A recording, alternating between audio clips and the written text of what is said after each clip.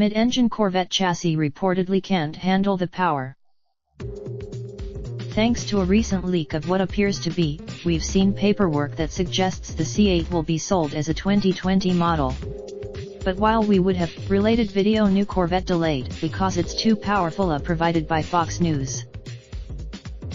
According to a new report from Hegarty, the mid-engine Corvette has been held up for 3 reasons.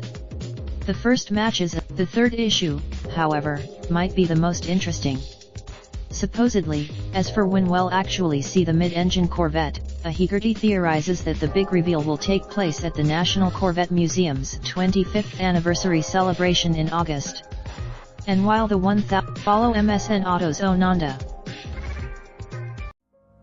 Raindrop, truck top, top smoking, no cooking the hot pot. Fucking on your bitch, yeah, that. Looking up, open the park.